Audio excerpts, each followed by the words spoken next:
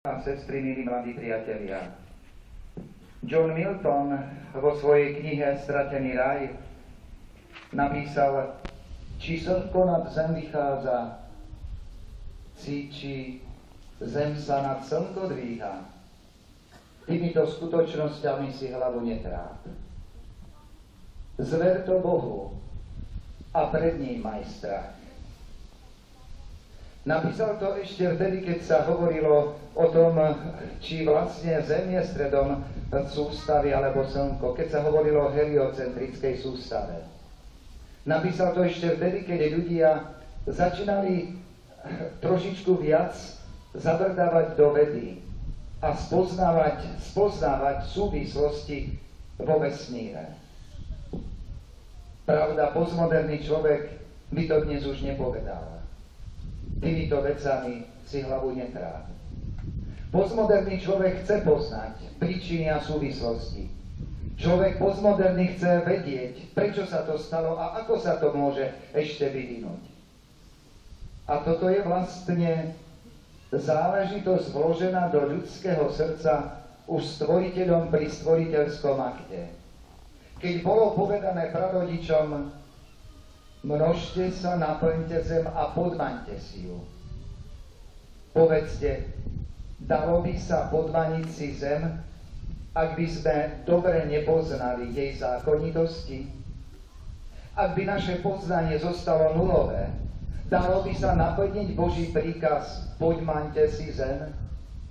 Človek od nepamäti skúma, poznáva, hľadá súvislosti, len dôležité je uvedomiť si to, že s poznávaním súvisí aj zodpovednosť za poznané.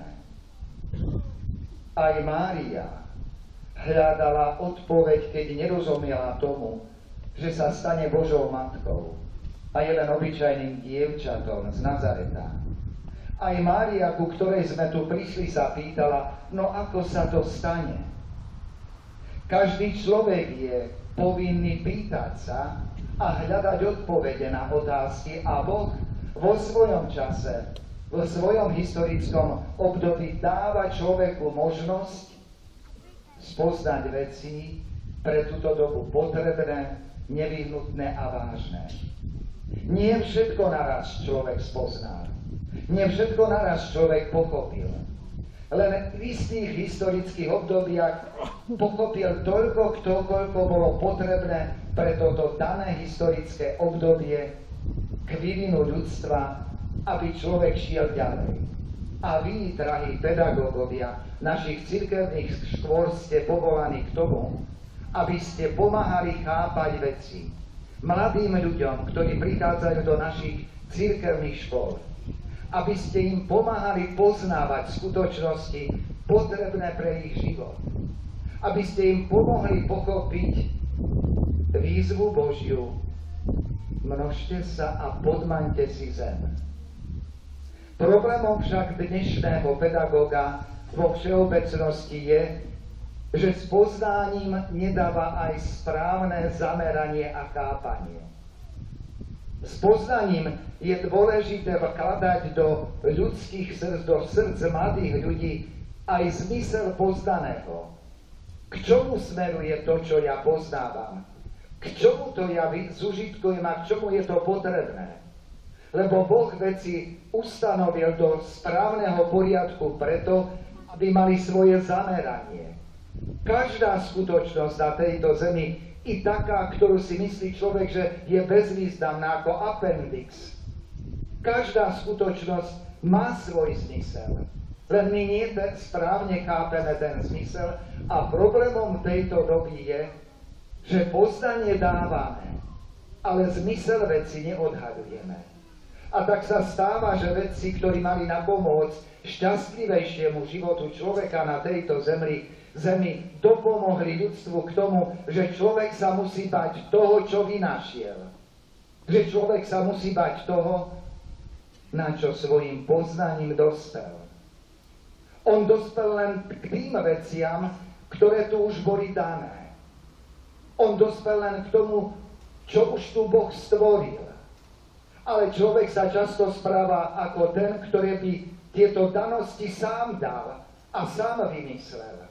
A toto je veľký omyl, ktorého sa súčasná veda, poznávanie a školstvo dopúšťa.